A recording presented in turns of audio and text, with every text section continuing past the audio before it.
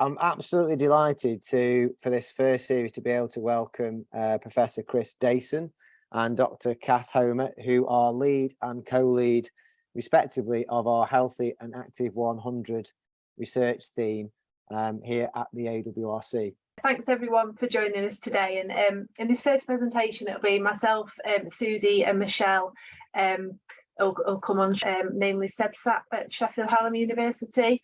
It was funded by Sport England, and it was a piece of work that was going on for a while, and it was looking at how we can kind of create a frictionless experience for people with long-term conditions to be more active. So I'm going to present some of the story to the research, what we found and what we produced from it. But hopefully as we're talking along and we go further into the seminar and you see the work presented by Marie and Chris around social prescribing, that you'll see how this work kind of underpins and is embedded us prescribing approach.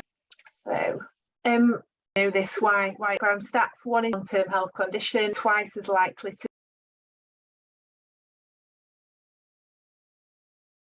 influencing whether someone with a long-term condition was physically active or not. The idea being that different sectors, different organisations and people working across different areas could the thought being that if you focus on these 5 A's when you're planning, designing, delivering physical activity interventions for people with long-term conditions, you're kind of putting the issues that were coming up at the centre of what's being delivered, and also kind of based on this first one, this individualised. It's about putting the individual at the heart of what's being done. It's about acknowledging and understanding where people are coming from, mapping their personal journeys and their goals and their specific needs and preferences. So we keep that kind of in the work that we're doing when we're planning, designing and delivering physical activity. It's taking that person-centred approach. The next of the 5 I's was around integration, and that was around ensuring people with health conditions are connected to the right services or the right opportunities, the right support, information, working together to kind of share this information, and that's across different systems and organisations, and sharing that best practice on a local, regional and national level. And there was quite a bit of discussion about how that interaction played out between local and national levels. Next, we've got influencers. So here, recognising there are a range of people that influence somebody's ability to be active. They might be a healthcare professional, it might be social support networks, buddying schemes, and that is something that I'm pretty sure Michelle will come on to talk about a little bit more in her presentation as well. About being inclusive, and by this we mean in the kind of the approach that's used in the marketing, in the offer, in the language that's used, and recognising that there are people with long-term conditions. And when we say, as an example, when we walk into a leisure centre, if we're trying to encourage someone older than maybe the workforce, could be more inclusive of the people that we're trying to interact with. And then finally, this notion of being informed, so helping people to stay informed about their condition and helping healthcare professionals and others, physical activity professionals, to be informed about long-term conditions as well.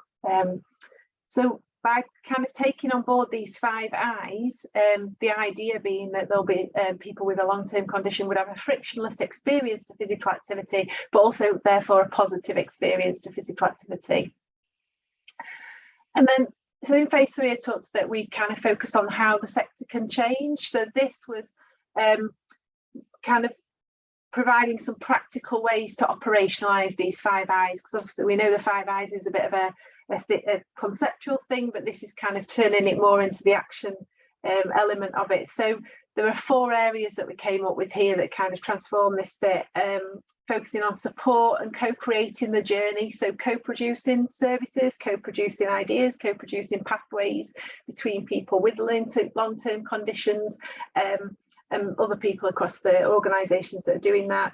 Or it might be peer-to-peer support with buddying. And again, Richmond Group do lots of this, and we pulled that out from work that we did with those throughout the process. Next, we talked about access to activities and providing evidence-based, individualised, inclusive opportunities to ensure a person can choose an activity that suits them. And again, that individualised, informed approach that kind of creates access to activities. Strengthening the system So building an inclusive workforce, providing training and networks for professionals to learn, connect, communicate and support people with long-term conditions better. And then finally, communication. So back to that marketing, that inclusiveness around marketing and highlighting the benefits of physical activity and kind of broadening that definition, because there are people out there that don't understand kind of what physical activity can be. And that's something kind of that we wanted to push from this piece of work, that we've still got some work to do around that. From the work, we created a suite of resources, because a lot of people said to us, please don't publish a big report. Please don't publish a big report that will sit on the shelf. We want to we want some different learning, different types of resources for different people that have got time, not got time, want to know the detail about the research, or can kind of look at something on a one-sider. We also produce some case studies that bring to life these 5 I's. And one of those, if you look through there, one of those case studies actually focused on social prescribing. So I guess the reason bringing social prescribing work and this work together, it's kind of by taking a social prescribing approach, really these 5 I's are really being considered. So social prescribing is a really good example of how the 5 I's are working kind of in practice. I'm going to hand over to Susie now, who's going to kind of take us through the Sport England role within this and how Sport England are using the findings and linking it into the Uniting the Movement strategy. So Susie, I'll hand over to you. Thanks, Kath, and hi everyone. It's lovely to see you all. I'm not going to take very much of the time. Just to kind of, I suppose, set out some of the policy and kind of strategy context for some of this work and kind of how it's featuring in Sport England's thinking.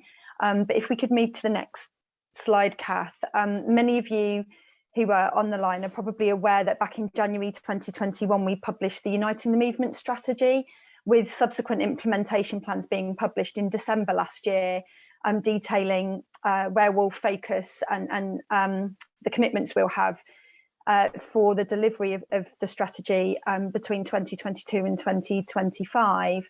And this follows a period of significant engagement with partners and individuals across a wide range of sectors. So this is a truly collaborative strategy of what's needed. And I guess what's unique about the strategy, first off, is the fact that it's a 10-year strategy. So it's the first time we've ever had a 10-year plan for how we're going to do this.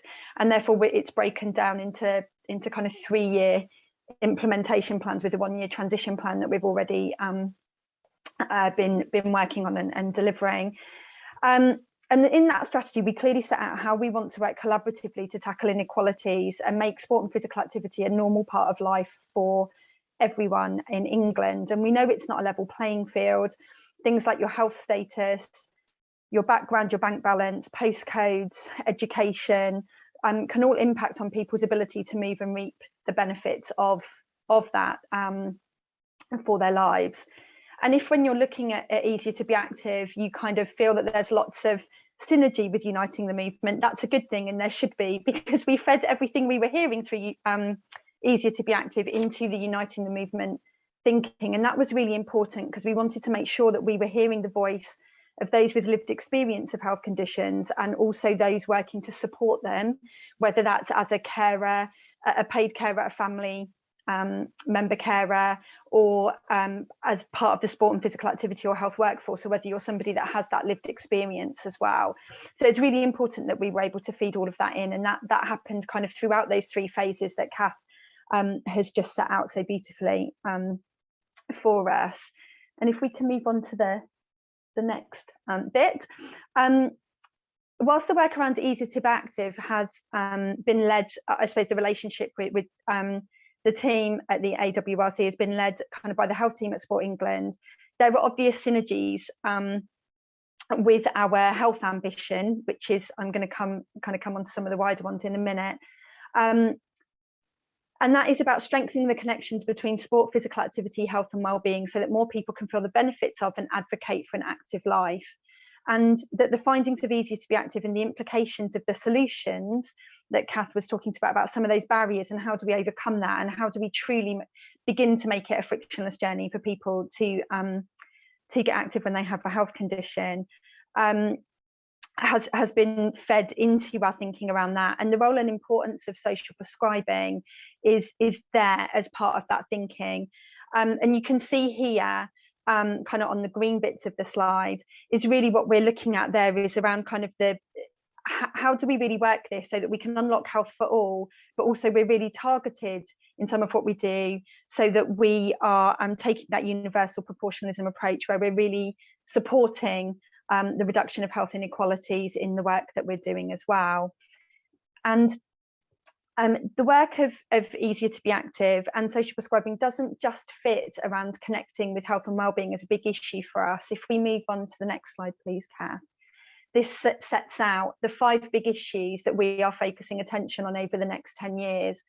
And Easier to Be Active and the findings from it, and also the work around social prescribing, connects into many of these, if not all of them, depending on which lens of social prescribing you might be looking at.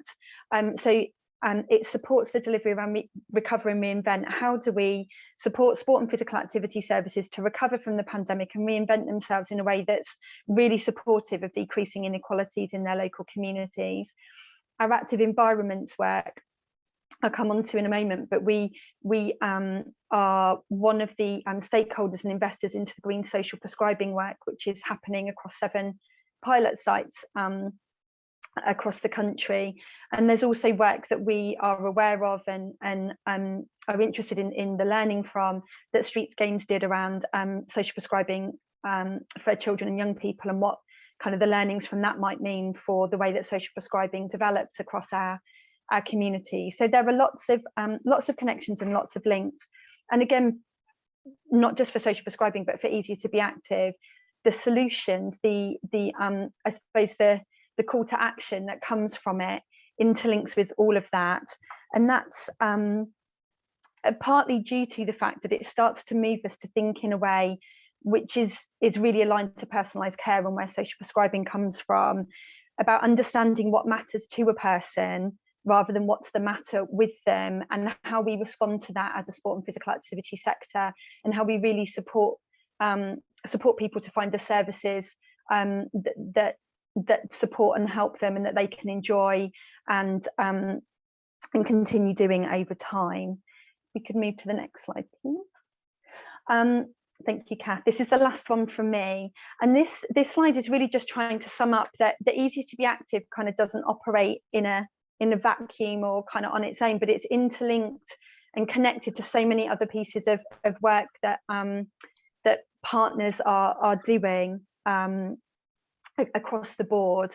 And you can see on here there's work that we're doing with NHS Horizons about how we support physical activity to embed within NHS systems, and social prescribing is also part of the pathway, the important pathways and things that are being talked about and thought about.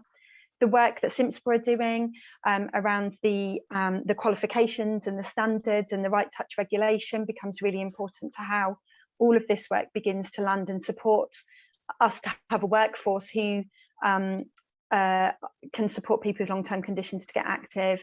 And you can see over on the kind of the right-hand side of the screen is some depictions of some of the work that we are supporting around social prescribing. So I think I've seen some of our social prescribing colleagues from the regional team are on the line already. So we invest in 7 regional physical activity and social prescribing advisors who are building those connections kind of across their local area around a range of partners, and supporting physical activity providers to connect into social prescribing.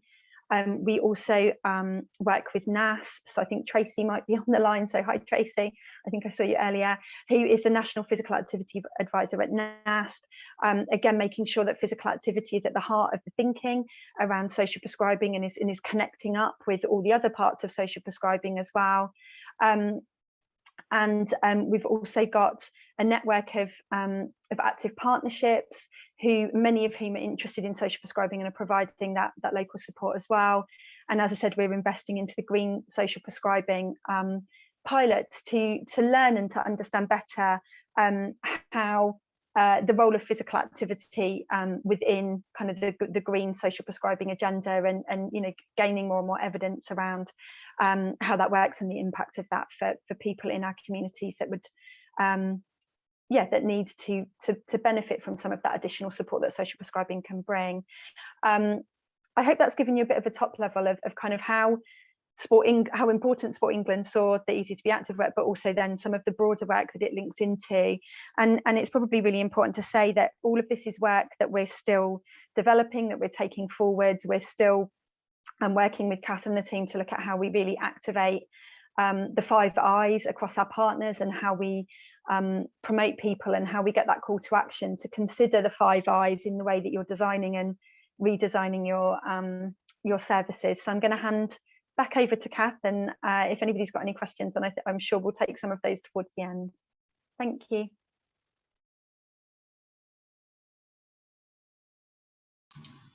Hi, thank you very much, Susie. It's Michelle Roberts here. I'm the Physical Activity and Health Programme Lead for the Richmond Group of Charities, and I'm delighted to be able to join you this afternoon. I'm here to talk to you a little bit about the role of the Richmond Group of Charities and that we play in physical activity, and how we've been involved in the Easier to Be Active work as well. So next slide, please.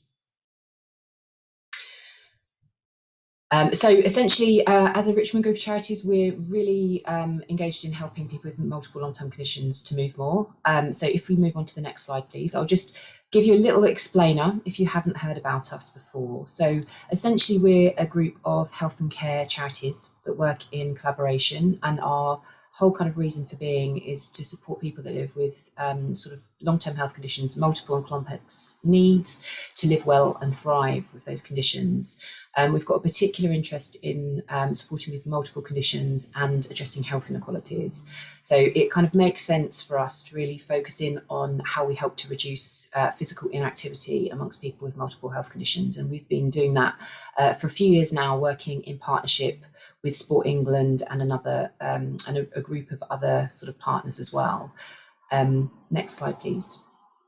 Thank you. So one of the ways in which we do that is through our physical activity programme, which we call Movement for All. Essentially, over the last few years, what that's looked like is us creating a number of insight and intervention projects that have been sort of funded by Sport England and individually delivered by our member charities. And that's really helped us to kind of get an insight into what some of the barriers and motivations are for physical activity with our audience, and also what has worked in order to sort of help people to create those kind of positive physical activity habits and sustain them.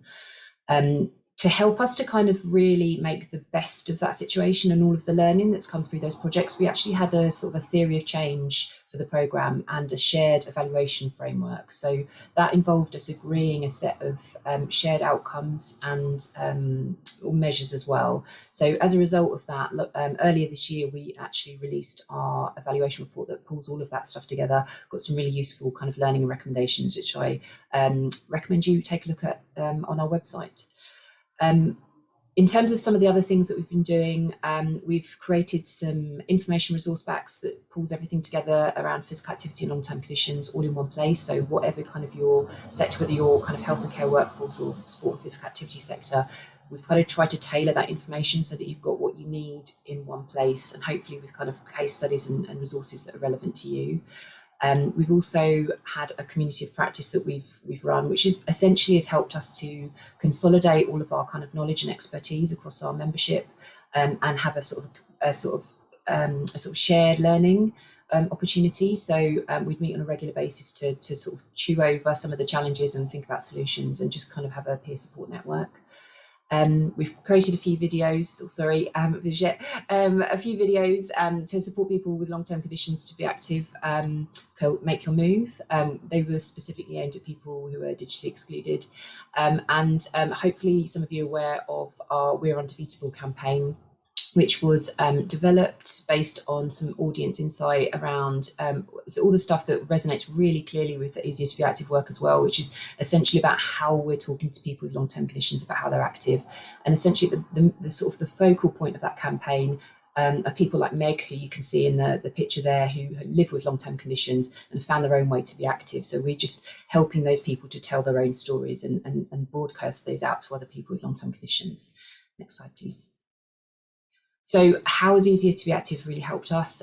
Well, it's been so powerful for us in terms of how it's helped to build on the existing research and insight that we have. We've done quite a lot through the development of our We're Undefeatable campaign, and obviously through the projects that we've been delivering. So I think having that reinforced through all of the stuff that has come through Easier to Be Active has been really helpful, because it helps us to not only hone the delivery of our own services, but it helps us to go out and support and work with other key organisations that are also working with long-term conditions and people with long-term conditions, and how they deliver their own services as well. So that's been really helpful, and I think just the way in which that's been distilled into that sort of framework makes it really easy and accessible for people to engage with, including ourselves.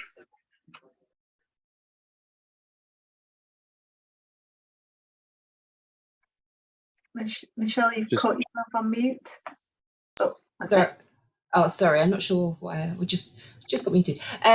Yeah, so having those practical examples really help us to make those changes in practice, because that's something that we get asked all of the time.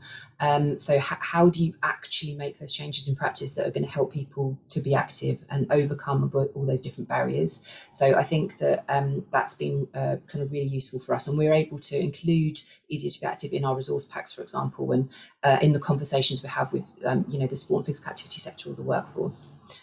Next slide, please.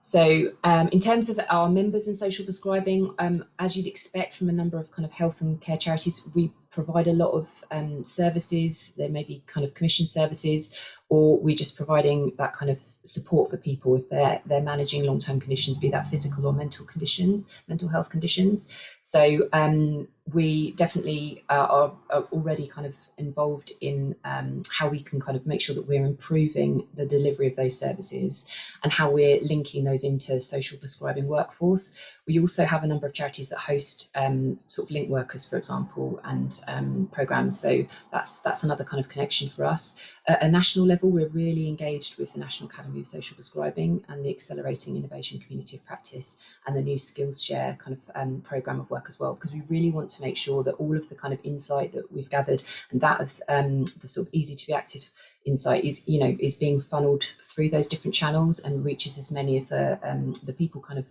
working within those organisations and that kind of workforce as possible.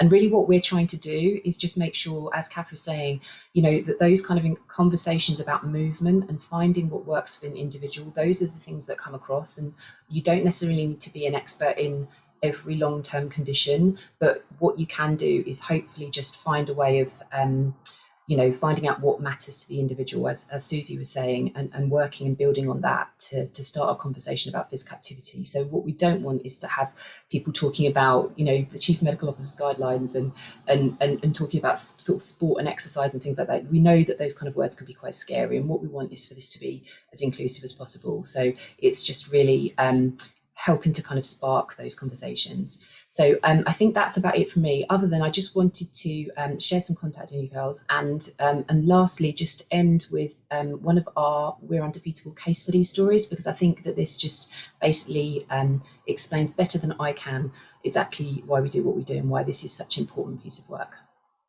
Thank you. Can I just check you can all see that? Wonderful. Parkinson's is a very powerful condition. The frustration is massive. Yet when I see a football, it takes me back 20 years. My wife Tracy gives me everything that I need. She's given up an awful lot. I'm lucky, but I know that there are people who sat in a dark corner for a long time. The importance of having a support network can't be underestimated. We set up our weekly game between the Parkinson's guys and the stroke recovery team. This group has been a ray of light shining in their life. We want to put the smile back on faces of people with Parkinson's and remind them that there's still a life to live. And Steve, relax. You know we're shaky at the back though, so And we just look forward to people joining us to come and share our better life with Parkinson's. good one. When you're ready. It's not the end, it's just a different beginning.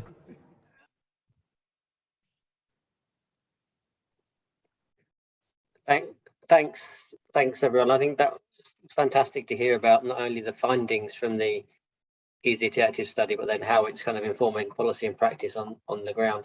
One of the things I forgot to mention at the beginning was kind of we're going to use the chat function to kind of have people post their questions, and we'll try and respond to them in real time where possible. And then also we'll have an opportunity to take some questions at the end. So do feel free to kind of start sticking your questions in the chat, or comments, reflections, anything you want to say, really.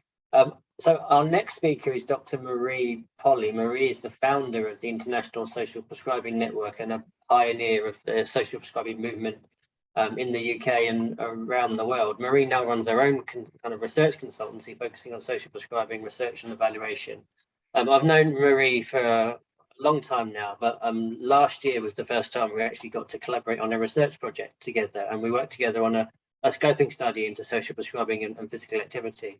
So I'm now going to hand over to Marie just to share some key insights from that study that will hopefully kind of pull together some of the threads that we've seen in the previous presentations as well. Over to you, Marie. Thanks very much, Chris. And it's been great to do a collaboration with you finally after many years of talking social prescribing together. So hopefully everyone can see the presentation. And actually, I have to say thanks, Kath, because you kind of set a lot of this up with all the stuff that you've been talking about, particularly the 5 Eyes. I was just thinking how well that maps across, and hopefully this will start to put some meat on the bones in a different way. So the work that we did with Chris was really to look at how is social prescribing influencing being physically active. So because social prescribing is an architecture of moving a person from a health system out to community and sometimes to other specialist needs, although a professional may say you need to be more active, that's not always the thing that a person most needs support with.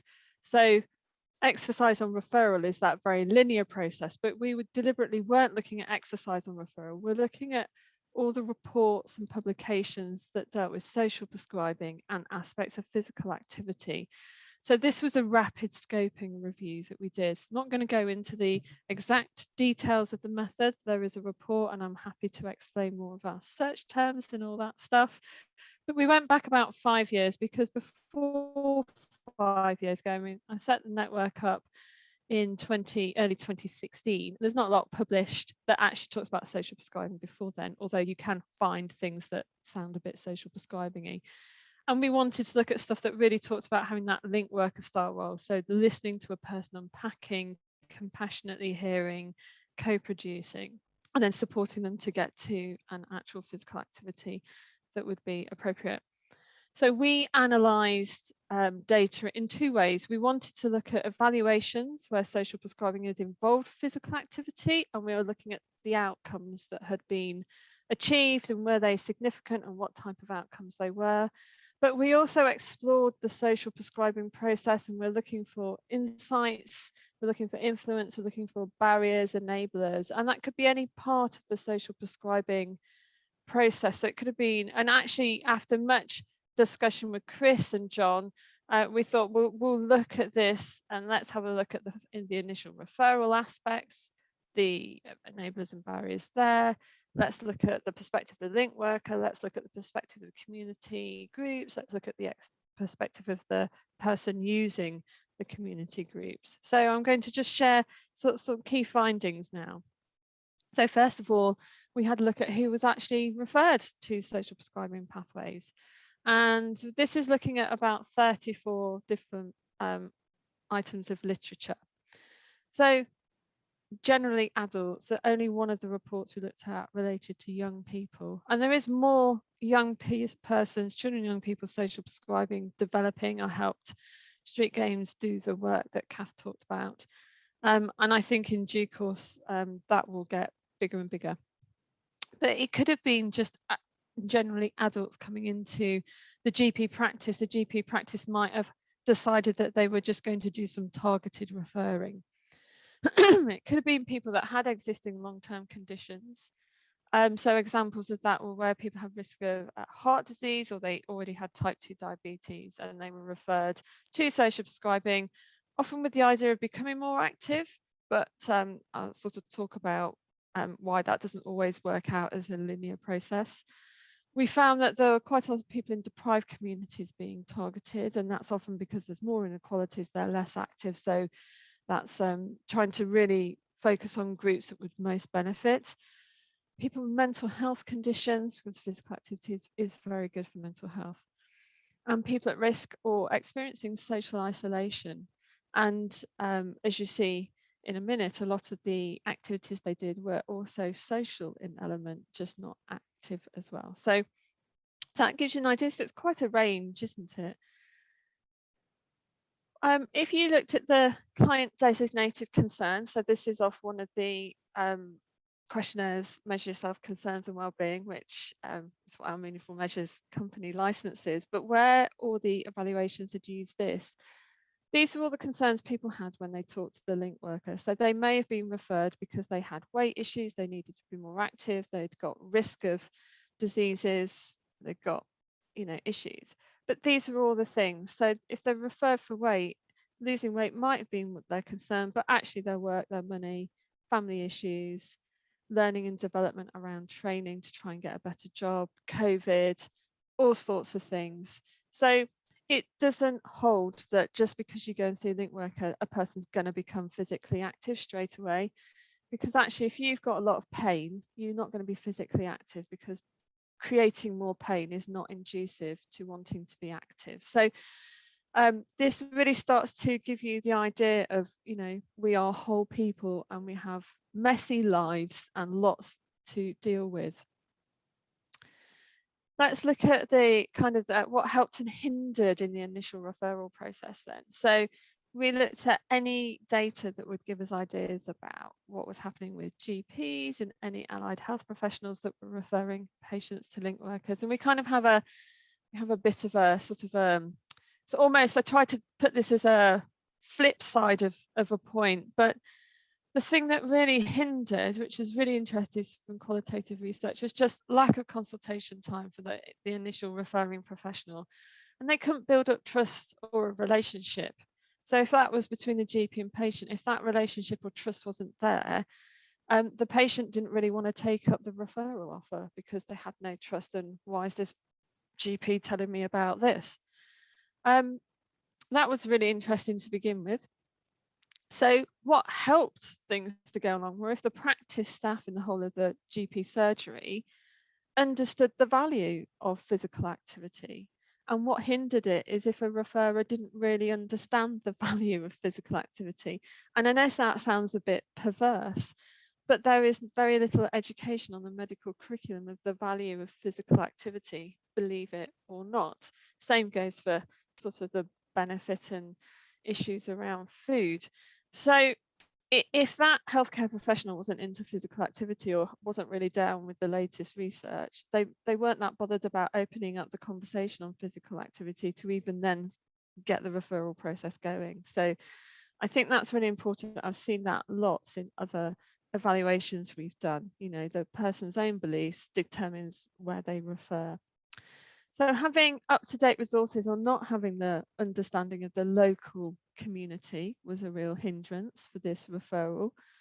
And actually, if you got a GP practice that was very collaborative, understood the value of a link worker, understood the value of communicating with the community and building the connections, then that helped the process. And if you had the opposite of that, lack of knowledge, lack of training on engaging with local communities, and there were concerns over the quality assurance of the physical activities and the governance, then the referrals didn't really happen as much. So you kind of get this picture. If you've got this integrated, lovely GP practice into link working and physical activity, this is really good. If I just summarize that, I think it came down to training and communication that would hinder or help. And we start to see a theme coming through. So when we looked at any literature that talks about the link worker's perspective of receiving referrals and then working with a person and then helping them find the appropriate support that they needed, things that hindered it was actually social prescribing often sees a lot of people that have complex needs. They have many long-term conditions, they may be in poverty, there's a lot of inequalities. So actually that takes a lot of work and unpacking. If the link worker didn't feel integrated into their workforce within their GP surgery, that was really bad. And actually, you know, Kath talked about integration, but actually that was on a much grander scale. This is the very, very bespoke integration just within that GP practice. And actually sometimes people didn't have space to carry out consultations. I mean, that's crazy for link workers not to have that space. They weren't given the practical training. Something that comes up a lot is caseload levels were way too high. The whole point of a link worker is to have that time to spend with someone so they can unpack their issues. And if you're just making the caseload burden higher and higher, you might as well just have them seeing the GP, because you're just defeating the object of a personalised, compassionate approach. And this creates emotional burden, and you can see that's going in a very negative direction. But actually, if the link worker had that time for consultation, they felt valued and integrated into this workforce, and they had their training, good supervision and management, then actually it went really well. So if we came up with the themes, it would be training, communication, support and integration. So already overlapping with the 5 I's and the how-tos from the previous presentation. So let's look at, we just had a look at what were the types of physical activities that people after visiting the link worker were being referred and connected to. So if you look at this, a lot of it's outdoors. A lot of it's outdoors and a lot of it's in green space. So there's sort of quite a lot of extra wins than just being active. And majority of this was with other people. So you're improving social networks, which is very good for your mental health. And if depending on who's in those social networks, can be good for social mobility as well. So I think there's some really interesting things to see there. Green social prescribing was really big in a lot of the data that we looked at. When we looked at the impacts that were measured, out of the 34 resources, only 5 really went to do measuring, quantifying benefit. And this was really looking at before someone started social prescribing, then once they'd done a period of time in the activities that they were referred out to.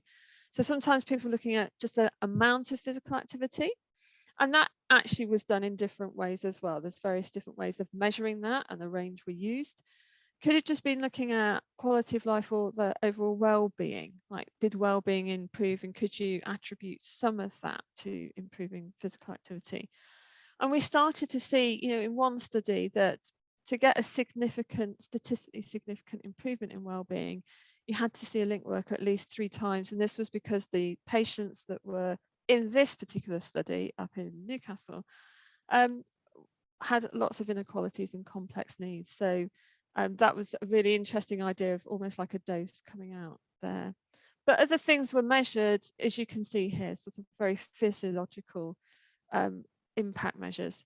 But if we go back to the client designated concerns, so people were turning up with this list of concerns on the right, but we're only measuring a few of them. And I think there's something to think about here, how do you show impact of all these different approaches to getting people more physically active when they've got all these other issues as well, because actually social prescribing would have been supporting all these other issues as well. There were other parameters that weren't measured but were commented on, and this could have come through a lot of the qualitative research that was done. So the social parameters, so I just sort of themed these really. We talked a lot about loneliness. Social prescribing really was initially rolled out in a loneliness strategy by the government. But there's also stuff around work and social adjustment. Psychological parameters, we're looking at self-esteem, and that really goes on to think about how able is somebody to think that they can be physically active. Where is their self-esteem, and do they think that they've got the efficacy to be active or not? And also anxiety and depression. Patient empowerment, how empowered did they feel to be active to then go on and do physical activity and other things? again, really good to understand where a person's at. And a link worker will work to get a person ready to make change and then hand them over to an activity where they can make change. So other things, we're looking at health service usage and the economics and the client designated concerns. So with Michael, you can actually see how a person's concerns do or don't improve over the course of the social prescribing. So let's go back. So we had these 5 things that were measured, and then I've just underlined the areas that we saw were being talked about, but it still doesn't cover everything that people are experiencing. So it's just, again, it shows you the diversity of what people are turning up to social prescribing with. If we think about a client's perspective and their experience, what helped a person that went through social prescribing to become physically active? Well, part of it was having a person-centered discussion about physical activity, and what are the barriers for them, and what's the reality, and what do they really feel about it? And this isn't talking about exercise, it's talking about physical activity. And the opposite of that was being dictated to. So if you just told you could go off and do this activity in this way, that wasn't going to work. But also, if a person's got low health literacy, they need to be explained to the benefits of physical activity in the first place. And people need to feel safe in a green space. So if they were going out to do something in a green space, they've got to feel safe, particularly if you've got a long-term condition that makes it difficult to function outdoors without any support.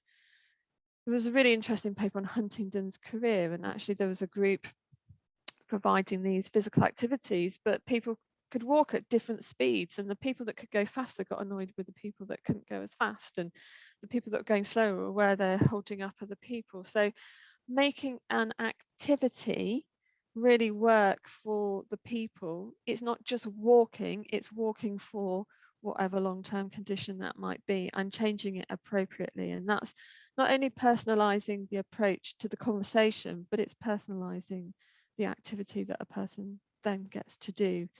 So lots of things here. Again, having proper consultation time, trusting the link worker, feeling that you've got control over what's happening next, being able to have multiple and regular link worker appointments, building up that relationship. So there's all sorts of things that helped, and there's kind of the flip sides that didn't. But also it's worth saying that actually, if a person didn't have money to pay for transport, they couldn't get to an activity unless transport was provided. If there was a lack of a support worker for a disabled or housebound client, that was a barrier. And transport for people with severe mental health needs as well. They might not be able to just take public transport very easily. So all sorts of things here that hindered and helped a client. So if we boiled that down, I think what was really good was person-centered was the way forward. Time, trust and transport, 3 T's, really helped or hindered people. And then the appropriateness of the physical activity for the client. So if I just summarize what we found, and of course, this, there is a report with more details in, I think we're starting to see a consensus of barriers and enablers. And I think listening to Kath and Susie and Michelle, that comes out in their approaches that they've developed and the research that was done as well. The communication and training was paramount, and embracing a person-centered approach. And I think it's no good to parachute a link worker into a primary care network without actually fully integrating a person-centered approach across all the colleagues and communicating with the voluntary community social enterprise sector as well. So you've got to go all in to get this right. A lot of the outcomes that were reported show statistically significant improvements. So I didn't put all the p-values and everything on, but there were lots of improvements. But I think there are issues that are important to a person that aren't being captured. And the reason that's important is because a lot of these issues do affect the ability to be physically active.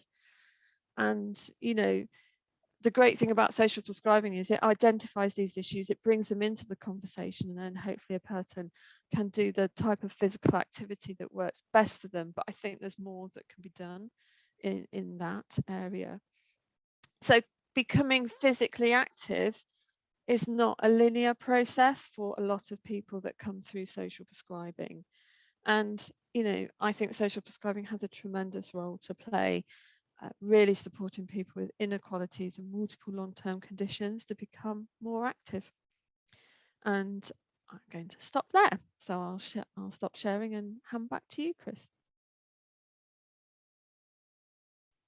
Thank you, Marie. I can see that we're starting to have questions build up in the chat and things, but we're going to move on to Q&A and kind of a wider discussion in a minute. But as part of that, we're going to be joined by two more experts now. We've got Dr. Matt Wade, who heads up research for UK Active, the leisure sector membership body, and also John Downey from Plymouth Marsden University, who's an expert on exercise on referral and who was part of the wider team that kind of completed the scoping study.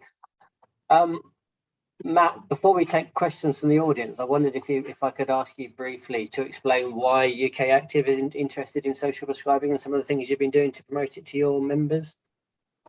Yeah, sure. Thanks, Chris. Hi, everyone. So UK Active, I think, you know, we've got a mission to get more people more active, and one of the ways that we look to do that is the link that our sector, so the physical activity, fitness and leisure sector, has with healthcare, and social prescribing is one of those ways. We know that there's some fantastic facilities. Obviously, Marie, you're talking about green exercise, but there's some fantastic facilities that offer great provision. Traditionally, exercise referral, and we've done a lot of work in that area, but there's also social prescribing support that's provided. And at the start of last year, so early 21, we released a consultation report that showed or looked to understand the social prescribing provision across the sector. So that was a mixed methods approach, collecting survey responses and doing some focus groups. And we found that there's an awful lot of great work going on across the sector, a lot of breadth, so meeting that individual need, and sort of those 5 I's that were discussed earlier. Sort of, I was thinking about the recommendations that we had in our report, an awful lot of crossover, as has already been said. So I think there's some real sort of similarity there, but there's some great capacity across the sector. Needs to be a bit more awareness maybe with some of the workforce, exactly what it is and its role. And we had 4 recommendations. Sorry.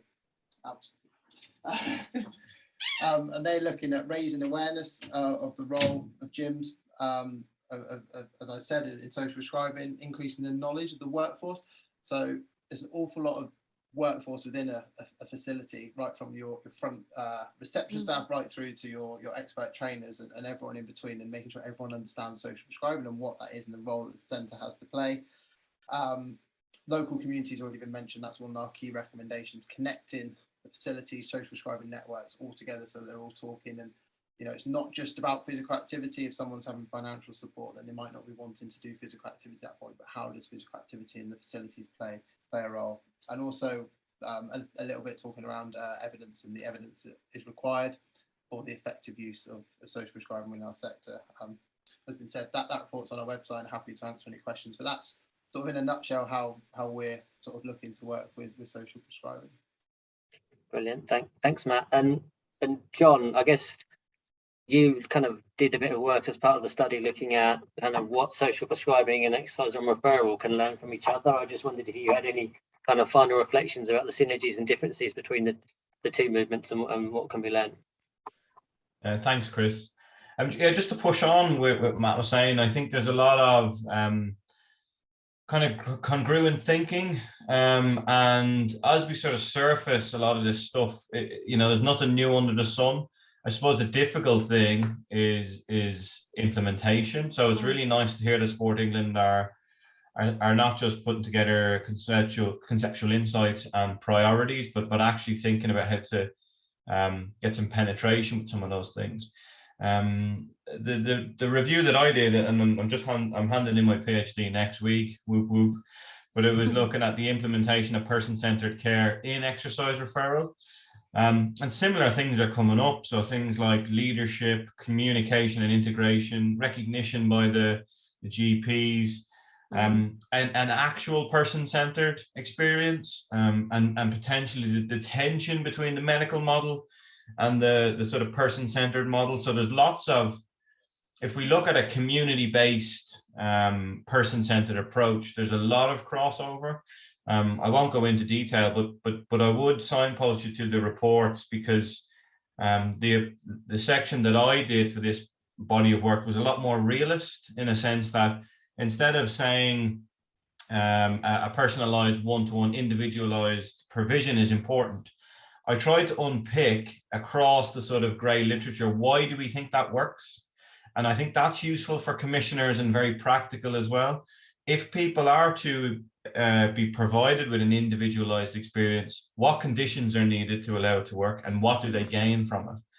So I put together 11 if-then statements. So if an individualized experience is given, why does that work and what's needed? So I won't bore you with the 11 statements, but it is in that document. Huge amount of crossover and portable ideas across exercise referral, which arguably traditional exercise referral has run its course, in the sense that we need to be more open and diverse. And as Matt said, there's some great people working in that leisure industry. So that sort of there's fuzzy boundaries now between kind of traditional exercise referral and community-based sort of health promotion. But I'll stop there, because I'll go off on a tangent otherwise. Thanks, John. I'm conscious that we've mentioned lots of different reports, and there's the presentations from this seminar. What we'll do is we'll make sure everyone who's signed up to attend will get sent a bundle of links to all of the reports and the slides at the end of it, so you can kind of engage in all of that stuff at your leisure. So we've got about 15 minutes for questions and discussion. Kath's been kind of keeping an eye on the chat. I don't know if there's any questions coming through the chat that you think we should take first, or if we just open it up to the room. Yeah, we can. We've got one from Alison Dunn about perhaps targeted at Michelle, if you're happy to pick this one up, about how buddy systems or peer-to-peer support can be used to reduce inequity in accessing physical activity in combination with social prescribing. If you're happy, Michelle, to pick that up. Yeah, I can talk a little bit about some of the work that our charities have done, and also some of the things that we've seen through our We're Undefeatable research as well. Essentially, I would say that for a lot of people, having that kind of peer support is a really fundamental kind of motivation and support mechanism for them to be able to become active and stay active. To the degree that, one of the charities that we work with, Stroke Association, they actually tested a peer support model within our sort of program, and there were participants that were involved with that unfortunately got so invested in that peer support model that they said that they wouldn't feel confident then going off and doing other physical activity without that group of people that they've become so invested in, and they felt so supported and connected to, because they had that sort of very similar shared lived experience, that it had been really fundamental to their whole ability to kind of like start being active and build their activity into their lives. So it was kind of that I think just demonstrates how important it is for people that have been completely inactive before and had such a life-changing diagnosis as a stroke. But I think one of the things that we definitely see through the campaign research is that people really do value those kind of social connections, and it's sort of like almost in some respects that the social connections and the group support comes first, and the physical activity is almost like the secondary sort of benefit, if you see what I mean. So I would definitely say that it's really important for people when they're considering those kind of support services for people with long-term conditions, how that kind of social element plays in. And also then for people working in social prescribing projects, whether that's link workers or health navigators or whoever, making sure that is part of the conversation. Are those kind of peer support elements the kind of key motivators for them, and do they need that? Because I think it's not, what I would say is that it's really been important for a lot of people, but it's not for everyone. So we find that some people just really want some help how to be active at home on their own, like doing some little exercises while they're watching Coronation Street or something. So it's very much, as we've just been talking about personalised kind of experience.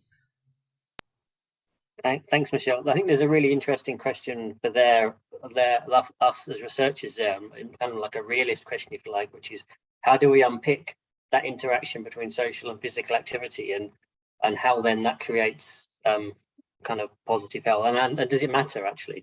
Is the most important thing that it's that combination that makes people healthier and happier? I don't know if we've got any questions from anyone in the room anyone wants to kind of put their hand up and ask a question, or if not, we can go back to I can see Wakas, you've got your hand up, so kind of if you want to introduce yourself, Wakas, and then ask your question, that'd be great. Yeah, my name is Wakas Hamid. I'm a social prescribing link worker at Sheffield. It's just a statement, not a question really. Is that we will talk about the reports. I 100% agree, and I work for a community organization, and we have a joint contract where I do give my services to social prescribing with Primary Care Network. Look, and the community organization I work for, they're doing this for the last 20 years. That's the part of my job was before this link worker job was health trainer. It's all about social prescribing. It's all about the community connectivity activities we do. Main thing, we talk about GPs here, going to GPs, GP refer, all that. What I believe now, looking at everything, talking to, because as my role, I do interact with both sides. Yes, it's GPs, but more than GPs is GPs do the referral. They see they can see, they understand. Some GPs don't, but most of them they do. We work with them. It's the managers who look after the money. When it goes into that, we need more. We have 30,000 patients. There's only one full-time link work. So you go back and say, can we have more capacity so we can do more? That's money.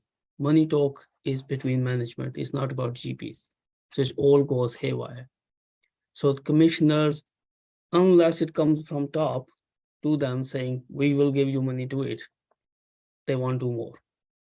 This is where they put something in and they think that's it, job done, the box is ticked now you deal with it. This is the mentality going on. This is not only about GP, it's about the people who need to put in money. That's when it stops. GP can see the result, GP can do the referral, they can see the result. It doesn't go after that. Thank you. Thanks, Wakas. That really strikes a chord in me, because one of the things I'm really passionate about in my own research is thinking about how we ensure that the investment particularly from the health service in this context gets to the right place. And absolutely at the moment what we're seeing is a real the social prescribing link worker system being under massive pressure, but also massive underinvestment in voluntary and community groups that are actually there providing social and physical opportunities for the public in need of support. So I think that's a really important point. Steve, I think you had Steve Haig, I think you had your hand up. Hi, yes, it did. Thanks for all those presentations. Really, really interesting. And my mind's reeling a bit. I'm trying to wonder where to go. The reason I say that is, so I'm chair of the Parkrun Research Board. So we have 7 million registered parkrunners, of which about 4 million have actually turned up to do a parkrun. Some of those are, we have the Parkrun prescribing, Parkrun practice, which is its very own kind of prescribing process with GPs. And there's about 1,500 GPs across the UK. So what I don't know as the chair of the Parkrun Research Board is, I don't know how effective it is. I don't know how good it is. I don't know how many people are going through the pathway, how many take up Parkrun. So so I've got two questions. One, does anybody know? Has anyone come across anything? Second thing would be a general question. What does good look like? So one thing I've learned from Parkrun is that, you know, we say 7 million people are registered, 4 million have turned up. Is that good or bad? Okay, if only 2 million of those do one, and then 1 million do 4, and the median is about 5, somewhere between 5 and 8. Is that good or bad? What does good look like in terms of outcomes? What kind of attrition rate does one normally see in any kind of social prescribing circle? Thanks, Steve. Marie, I know you've given a lot of thought to this and done lots of kind of research in different places on different topics. I don't know if you've got a really simple answer for Steve. I suspect no, but I don't know if you want to have a go at taking it. Oh, thanks, Steve. I love a really tricky question. I think I haven't come across particular research that sort of compares how many people take up parkrun and at what stage they drop out, etc., etc. What does good look like? Well, good looks like a person becoming more active, quite frankly. So if you're getting millions of people become more active and go to parkrun and feel they can even get there and take part, I think that's great. It's not just good, it's fantastic.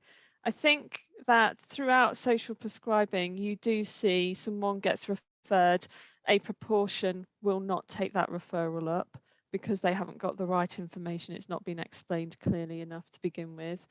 And then depending on how well you're supported to take that referral up, so that goes back to the buddy system or having a volunteer go with you, that affects how many people will actually, you know, see a link worker and make it out to an activity. So it does drop off.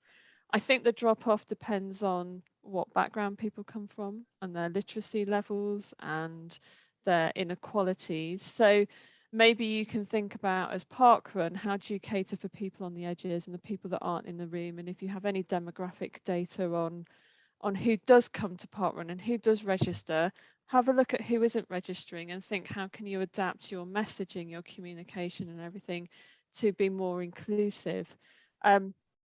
But you know, you've got something really good because people go to parkrun and they have a chat with other people, don't they? And they see a lot of people like themselves. So, you know, if there's people doing parkrun that you can identify with that aren't just in lycra pushing weights, but actually, you know, are part walking and part running or just getting around, then it's just it's a process. I just don't think parkrun will be for everyone, and it shouldn't be for everyone. So maybe don't worry about it being for everyone and focus on doing what you're doing really well, if that makes sense. So yeah, good looks like parkrun, if you ask me, to be honest, and to have that number of GPs signed up, that's really great as well. Yeah, thanks, Marie. That's really helpful. Thank you. Thanks, Marie. So I've got a question for. I think we've got two more hands up in the room. So I think after that we will have to draw it to an end. So I'm going to go to Zizi first, and then Shona after that. So Zizi, do you want to ask your question? Yeah, sure. It was more a question about implementation, and so maybe the answer is that it's gonna happen. But was there any work throughout the research done with those kind of community leisure organisations that are the ones that people are referred to maybe understand what their challenges are in terms of talking the right kind of language, navigating a social prescribing system, to kind of understand what barriers those kind of organisations have to actually support people better or reach people more, or any of those kind of things.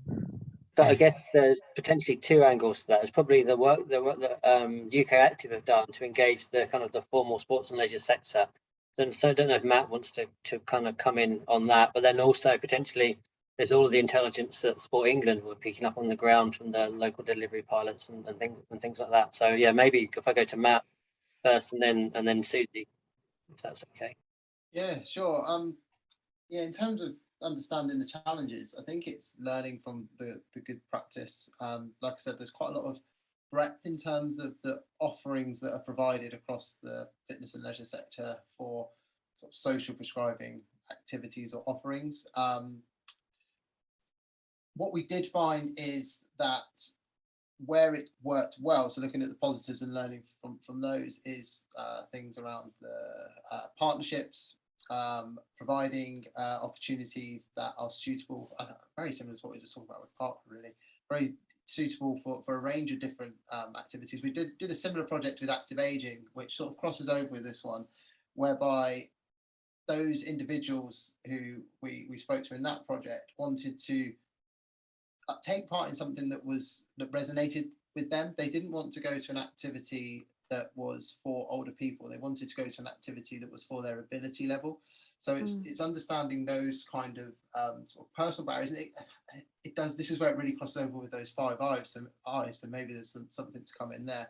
And I think as well, there's a lot of sort of partnership on the local level, but also on the national level. And you know, many individuals on this, you know, such as Sport England and things, and NAS. It's how can we share that knowledge across not just the sector from our side, but sort of the wider sort of social prescribing offering, which is kind of the things that we found. But yeah, it's the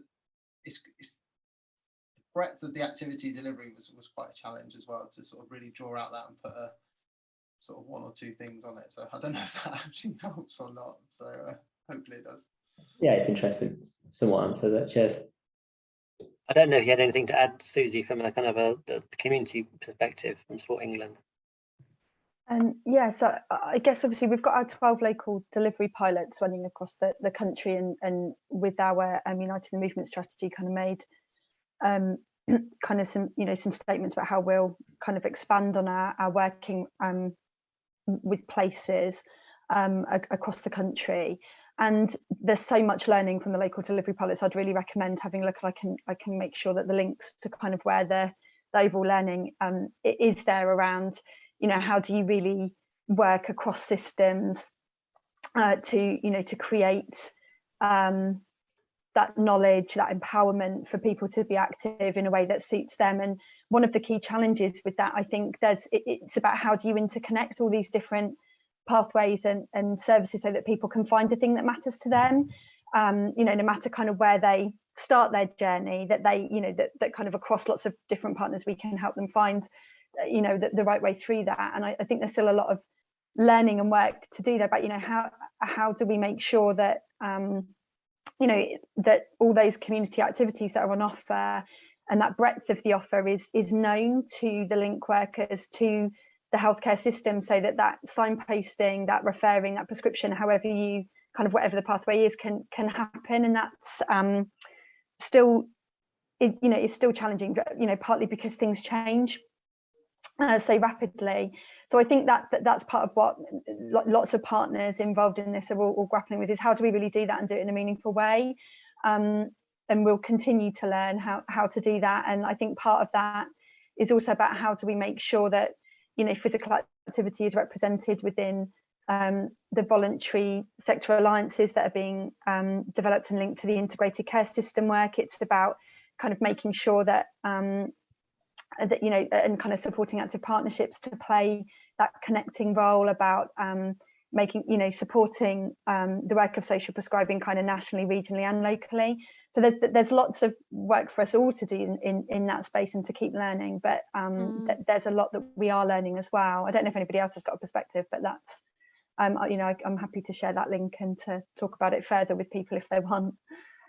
Thanks, Susie. Thanks. And thanks. So yeah, we've run out of time. We're coming to the end of our session. I think there's probably more questions and more things to say, but can I just thank all of our speakers again for giving up their time and sharing their thoughts and their research with us. Thank everybody who's taken time out of their busy schedules to come and attend the seminar. Hopefully you got lots out of it. I know I did. And just finally to say, we see this as very much kind of like the start of a conversation. We're really interested in developing a kind of and co-producing a research agenda around social prescribing, community assets and physical activity. So if you want to be part of that, do reach out and get in touch with us. We want to collaborate on that as widely as possible. We've got some ideas in the pipeline, but we're open to new ideas and new collaborations as well. So yeah, I'll leave it there just to say thank you again, and hopefully we'll see at least some of you at the next seminar, which I haven't got the details on, but I don't know if there's it can go around if we send the slides around and things after this, we can probably send the information about the next seminar as well. So yeah, thanks again everyone, and have a good rest of your day and rest of your week.